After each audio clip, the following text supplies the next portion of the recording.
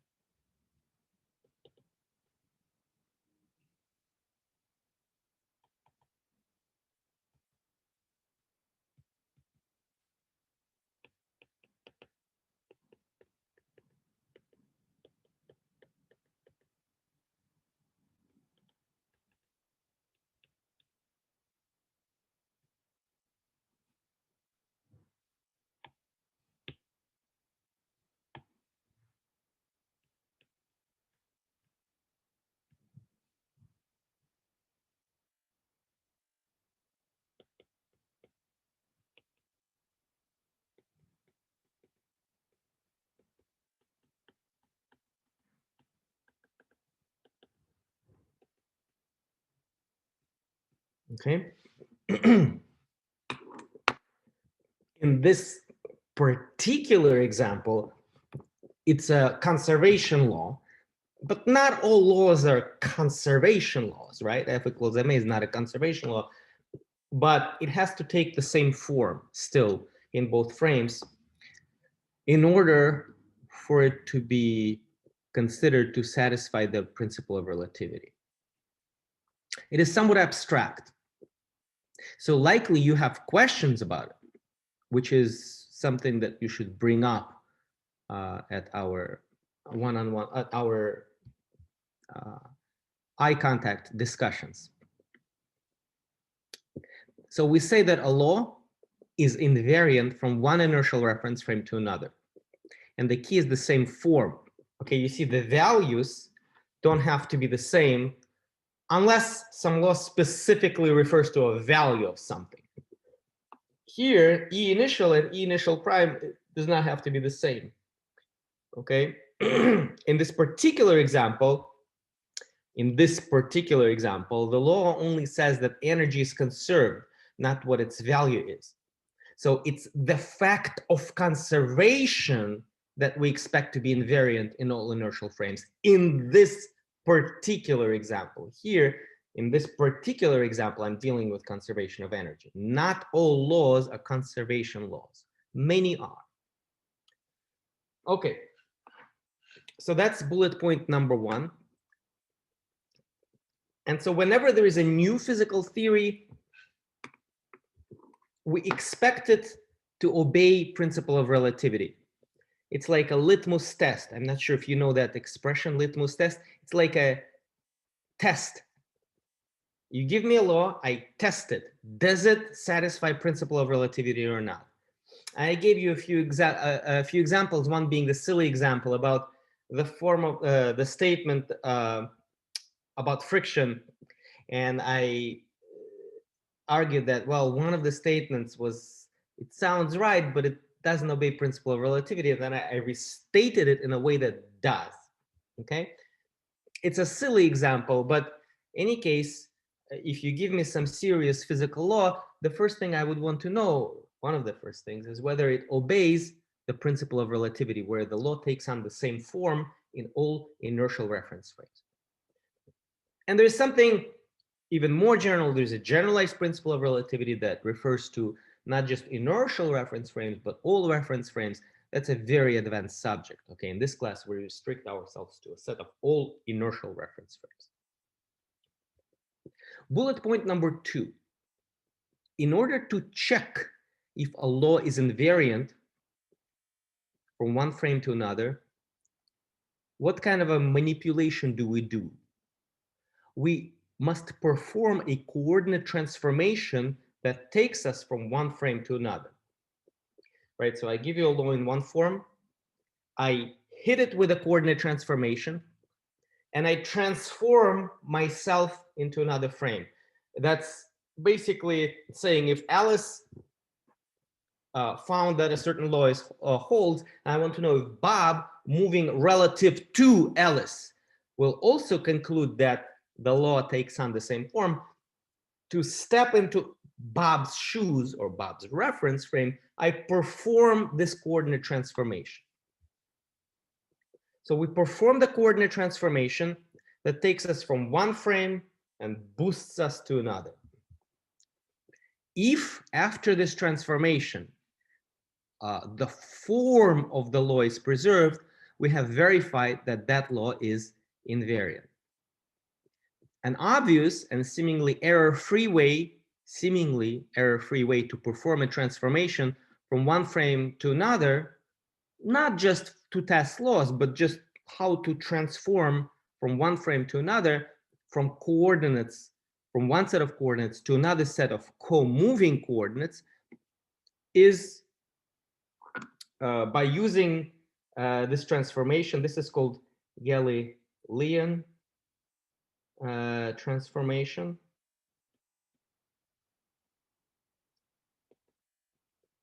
Right, so if you have frame S and a frame that's moving relative to it, so V is the velocity of frame S prime relative to frame S, and it has its own coordinates. Then if there is some kind of an event, boom, some kind of an event, according to frame S prime, that event took place at this coordinate, and according to frame S, that event took place at this coordinate. And the way to relate the coordinates is to say that x equals x prime plus vt, and that's just adding. That's just adding this distance and this distance, right? So this distance is vt, this distance is x prime, so you add them together, right? It's just simple. It's not a highbrow idea. Implicit in this this transformation is that time is universal. It's the same in all frames.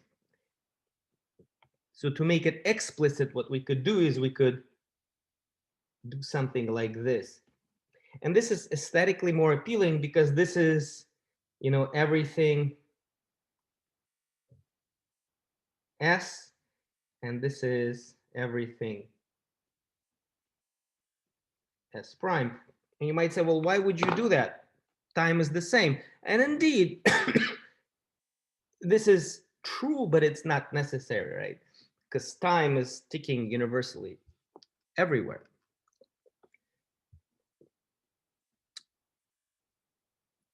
Now, I want to pause here. I want to step aside.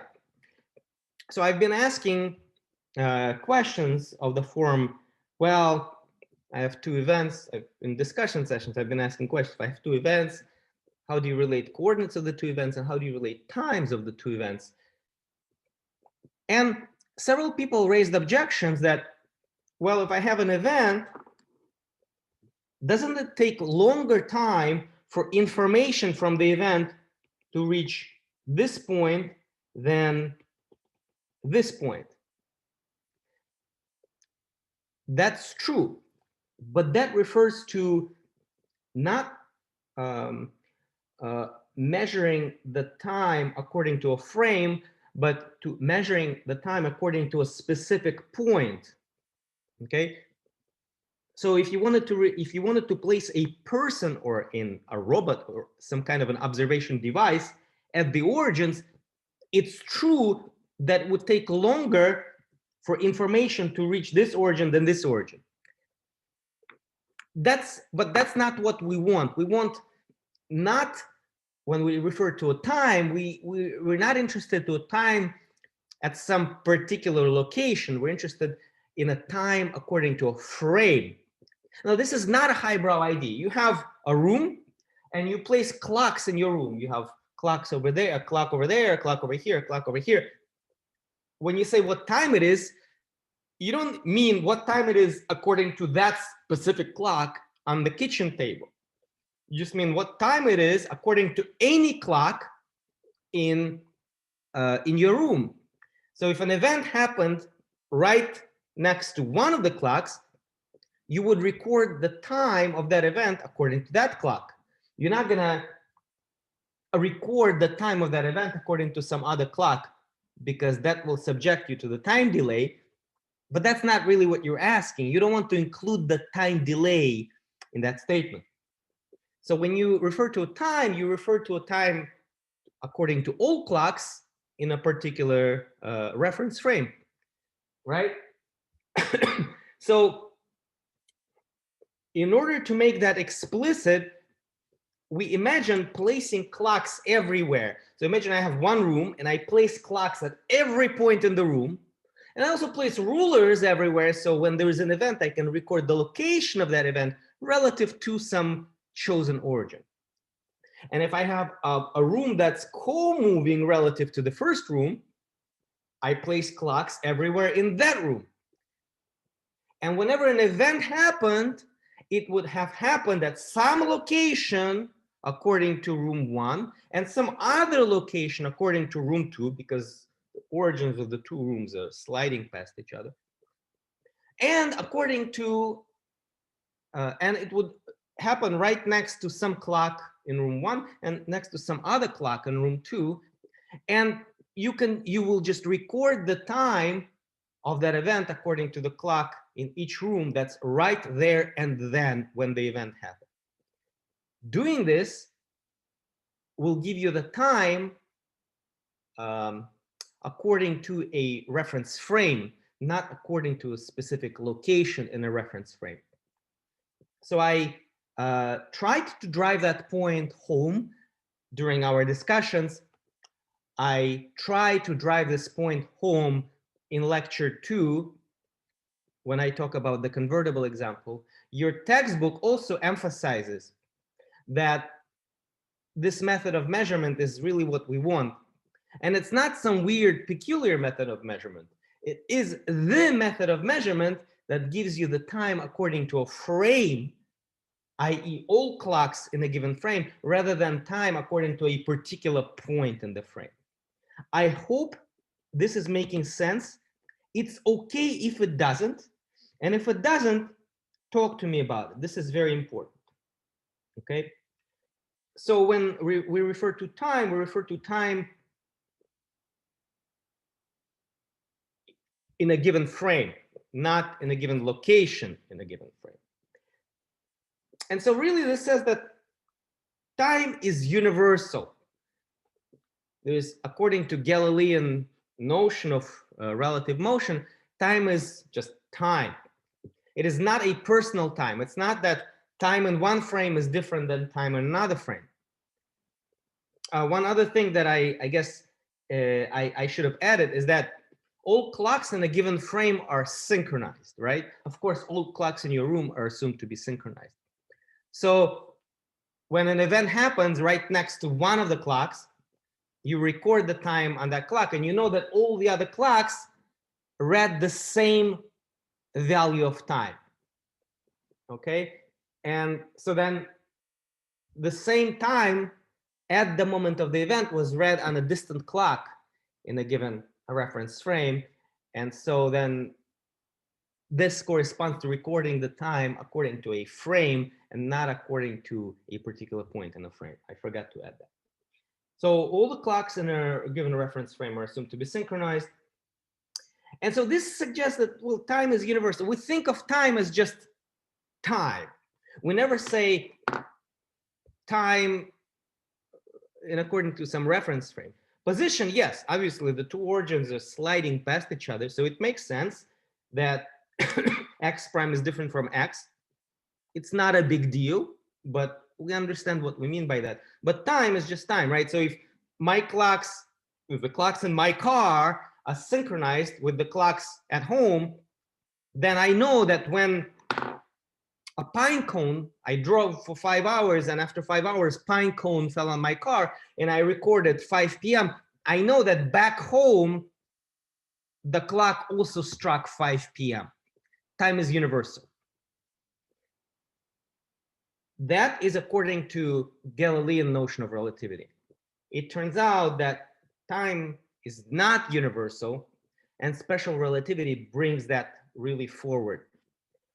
And then this kind of transformation will be modified where it's not t equals t prime, but there's some kind of a non-trivial relationship. And really what will happen is we'll have x that's related, it's a function of x prime and t prime, just like here, but also t will be some other function. You know, this is some f, and this is some g of x prime and t prime. Now you might complain, you might say, oh, even more math. But it's not the math that's the issue. It's the fact that we see that there's an intertwining between space and time, between spatial coordinates and temporal coordinates. That's the brouhaha that will come with relativity, is that space and time are kind of intertwined together. And moreover, when you switch from one reference frame to another,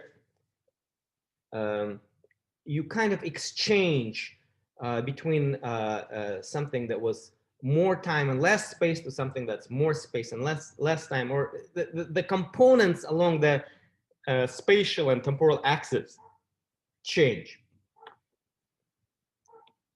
So this is an aside. In any case, we use this, we hit a law in a particular reference frame with this kind of a transformation. We obtain the corresponding law in another reference frame, and hopefully it maintains the same form. And if it does, then we say, yeah, it obeys principle of relativity. Now, up until special relativity, invariance under Galilean transformation was synonymous with principle of relativity. Okay?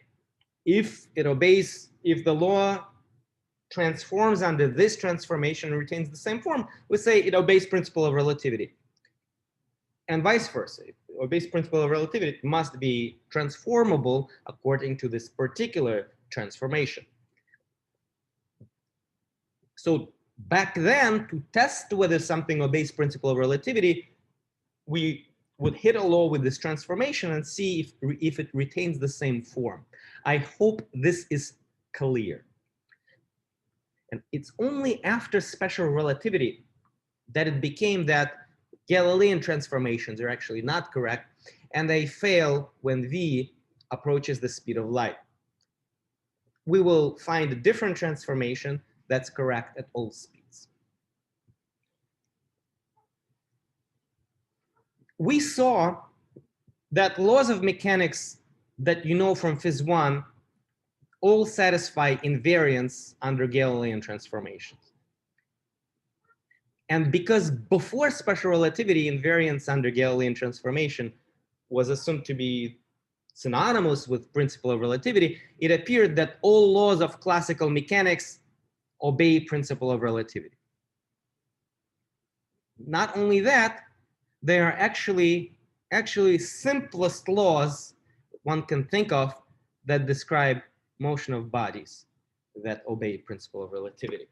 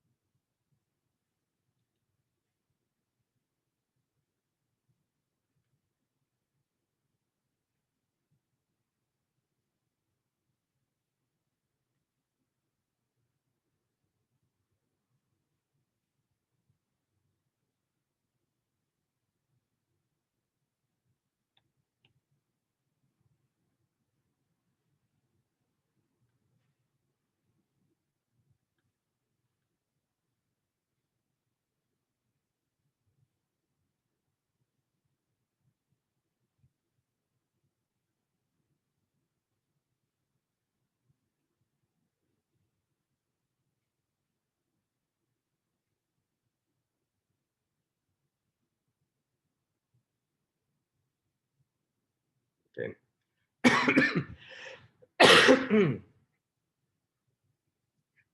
And this perfectly harmonious picture, where all pieces of the puzzle fit together, was shattered when laws of electricity and magnetism, i.e. Maxwell's equations, were discovered slowly in the 19th century.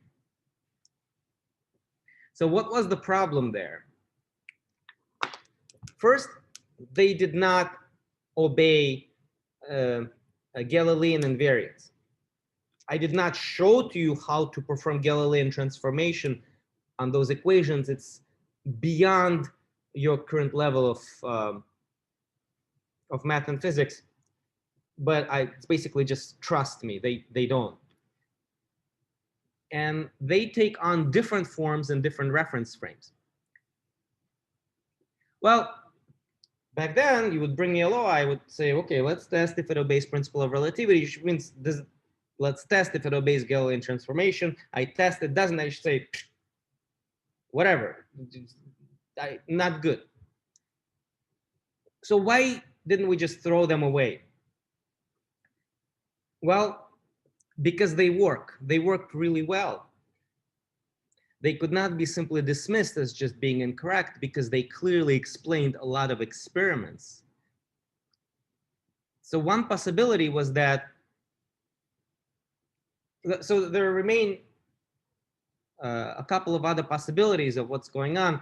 And one of them was that laws of mechanics obey principle of relativity and laws of electromagnetism simply don't. We should just accept it. It's not pleasant, but we accept whatever the evidence suggests to us.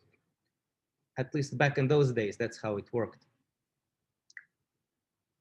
So they predicted that a disturbance in electric or magnetic fields propagates as waves at exactly the speed of light c, which was already known at that time from a much earlier experiment. Thus, they showed that light is actually an electromagnetic wave. The wave nature of light was already shown by Young in his double slit experiment 60 years prior to that, but at that time it was not known that the waves that appeared in that double slit experiment have anything to do with electricity or magnetism. So in analogy to other waves, sound waves, ocean waves, it was natural to assume that there is a light carrying medium called luminiferous ether that carries the electromagnetic waves as well. Therefore, it was assumed that speed c that naturally comes out from Maxwell's equations is a speed relative to that frame, the frame of the light carrying medium. Just as when we say that speed of sound is 343 meters per second, what we mean by that is that it's a speed of sound relative to the medium of sound, air. It was understood that therefore understood that equations obtained by Maxwell take on their simplest form in the frame of this hypothetical ether. And when they are Galilean transformed to other frames, they take on more complicated form. And it was assumed that what that means is that, again, Maxwell's equations have some kind of have a preferred frame, the frame of the ether, and they take on their simplest form in that frame. So let me write down what I said is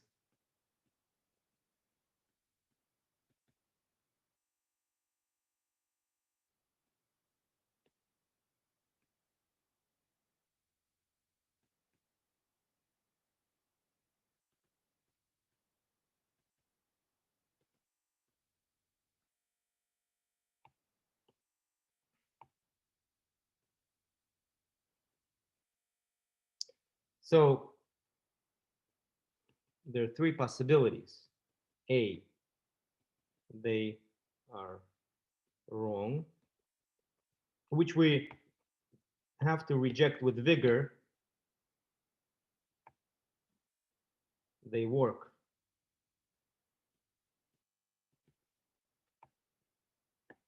Possibility B is that laws of mechanics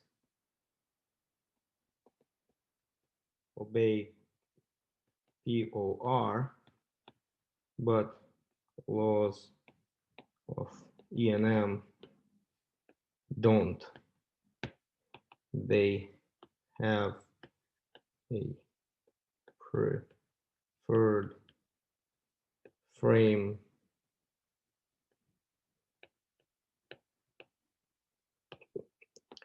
it's, in other words, it's a law that's referenced to a particular frame in which they take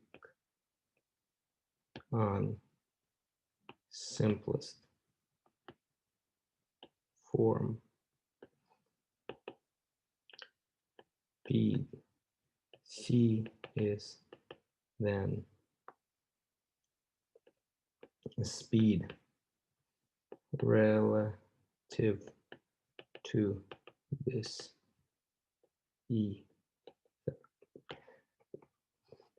And possibility C is that perhaps both obey principle of relativity, but the transformation should be not a Galilean transformation. In other words, perhaps there exists a principle of relativity that encompasses both mechanics and electricity and magnetism, but it's not a Galilean relativity.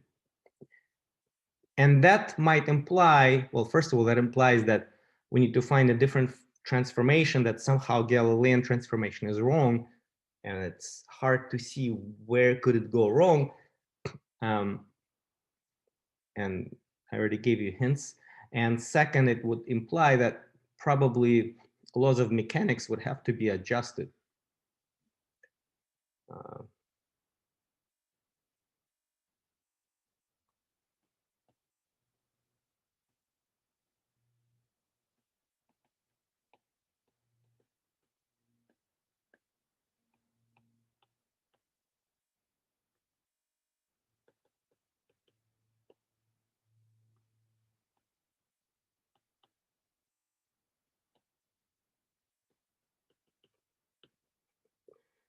So people dug their heels and they insisted on B. C was too radical.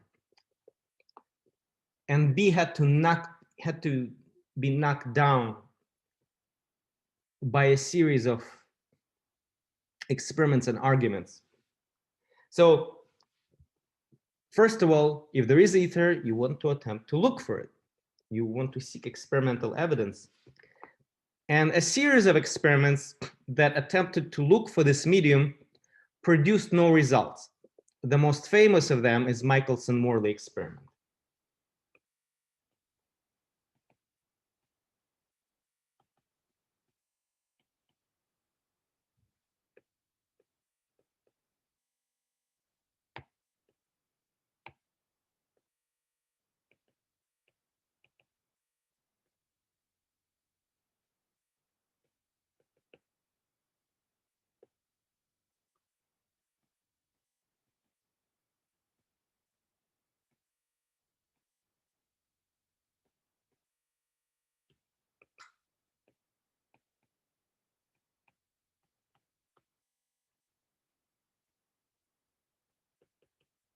Okay, I discussed that one in the first part of today's lecture. There were other pieces of evidence mounted. Lorentz noticed a peculiar feature of Maxwell's equations. He found that they actually can be made invariant under a funny transformation that's different than transformation of Galilean transformation. But it was seen as a peculiarity with perhaps some mechanical explanation related to objects contracting in the direction of ether wind and so on. But it was an interesting peculiarity.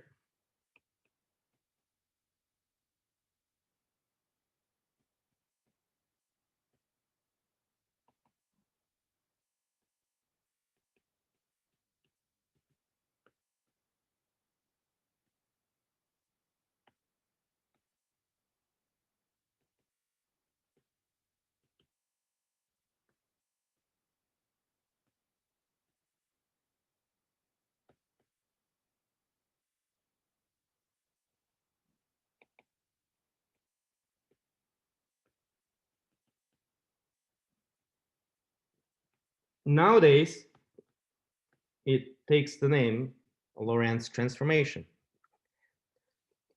And the third hint that I presented to you, although there were others, is that electrodynamic phenomena themselves contain a kind of symmetry that suggests that Maxwell's equations should really take on the same form in all inertial reference frames. It's not a proof, but it's a very strong suggestion. So we discussed one such situation, a loop moving through the magnet. I call it magnet through the loop. It probably should have been more accurately called a loop through the magnet. So the current that results in the loop depends only on the relative velocity of the loop and the magnet. You can just test that experimentally. However, the explanations seem completely different. Okay, in one frame, the explanation is electromagnetic induction. In another frame, the explanation is the called Lorentz force law, a different Lorentz. V cross B type of force is the one that's pushing electrons. And at that point, and this is explicitly written in Einstein's introduction, his paper, in which he introduced a new form of relativity, is that this symmetry really suggested to Einstein that electromagnetic phenomena do obey principle of relativity, and that Maxwell's equations should too. So the symmetry of outcomes suggests that that Maxwell's equations should also be symmetric with respect to the transformation. As you go from one frame to another frame, Maxwell's equations should retain the same form. So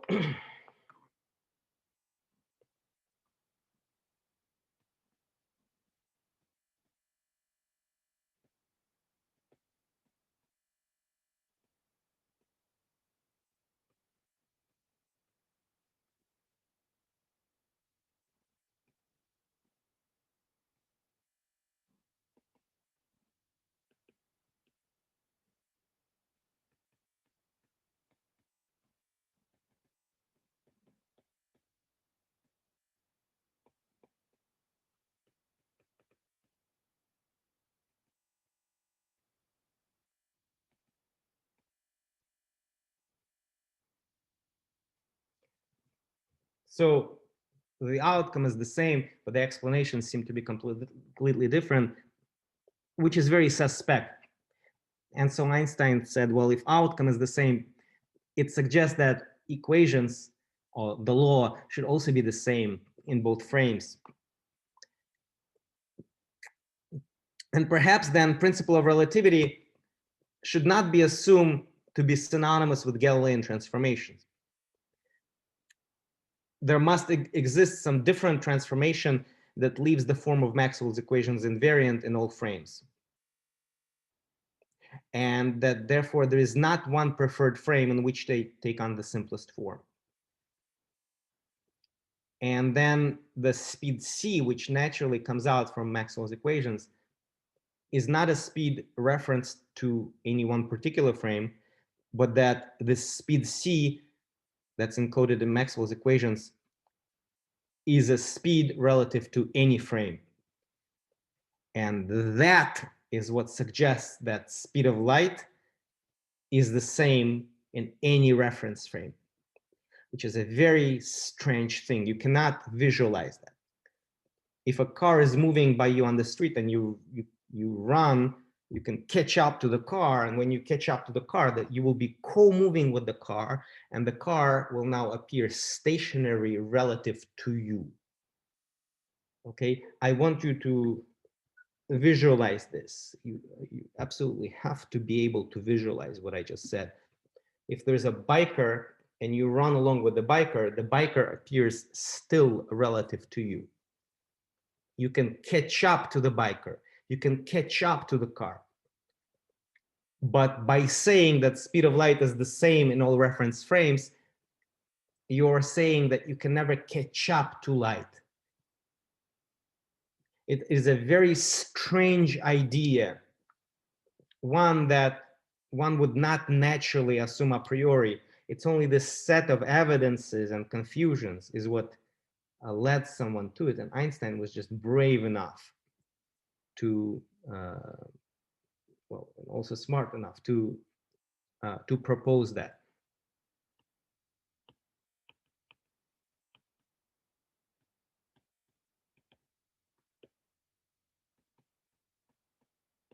So now he said, no,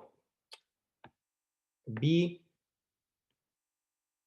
I don't accept B.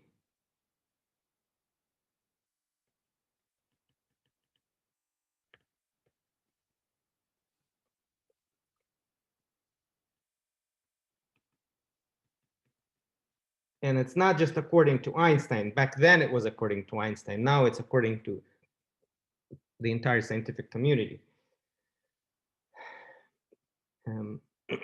Maxwell's equations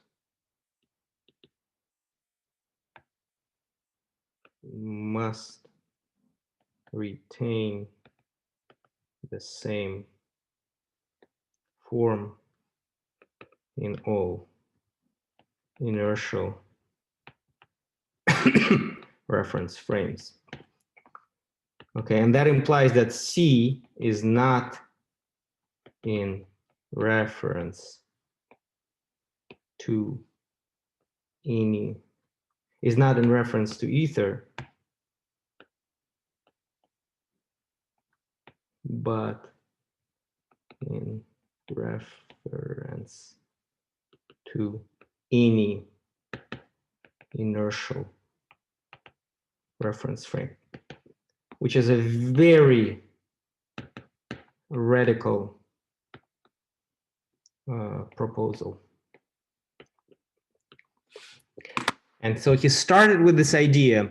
He said, let's put everything aside. Let's start from scratch.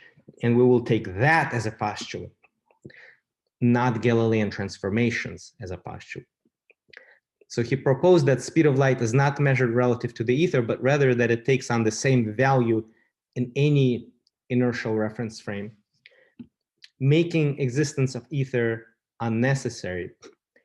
And from there, he showed with two minimal postulates, the invariance of the speed of light, that it takes on the same form, the same value in all inertial reference frames, plus the principle of relativity. He showed that from these two postulates, Lorentz transformations come out naturally, that space and time are transformed according to Lorentz and not according to Galileo. So he showed that Lorentz transformations are really not specific to Maxwell's equations. It's just how space and time transforms once you take on those two minimal postulates. And with these new transformations, invariance of Maxwell's equations is restored. We already saw that, Lorentz already saw that. And his postulates led to a very profound change in our understanding of the connection between space and time, which is what relativity is about, showing that time is not absolute. T equals T prime. Time doesn't tick at the same rate in all frames, but depends on a reference frame. It's in some sense personal time. That intervals of time in one frame appear as intervals of space and time in another. Because Lorentz transformations that leave electrodynamics invariant do not leave Newtonian mechanics invariant, he reformulated Newtonian mechanics such that both mechanics and electromagnetism obey POR. This in turn led him to discover something more, that there's also a connection between mass and energy. And what we will do in the coming weeks is unpack this what I just said. I guess I could also add on the margins that his theory also explained why different observers interpret the same magnet loop experiment differently. Maxwell's equations are preserved in both frames, but it turns out that the intermixing of space and time that comes from these postulates also leads to the intermixing of electric and magnetic fields. What appears as electric fields in one frame will appear as a combination of electric and magnetic fields in another frame, which is why the two observers in the two frames propose a different explanation. So yes, it's true that they offer a different explanation. One says it's electromagnetic induction, the other says it's a V cross B force. But this is also a natural consequence of um, Einsteinian relativity, and it does not require Maxwell's equations themselves to take on different forms in two different frames. We will not discuss this. I just wanted to say that on the margins, in case you might have this confusion in the back of your mind. So let me put the last bullet point and I'm done.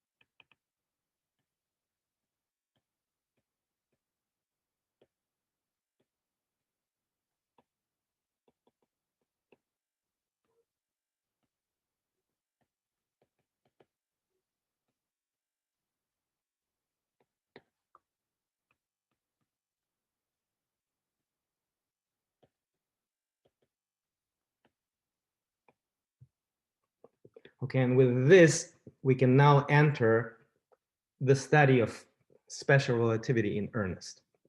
Okay, so this is the story. Your textbook does not really do justice to it.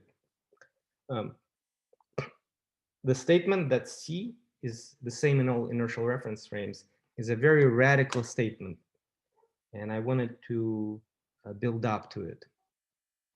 Okay, thank you for your attention.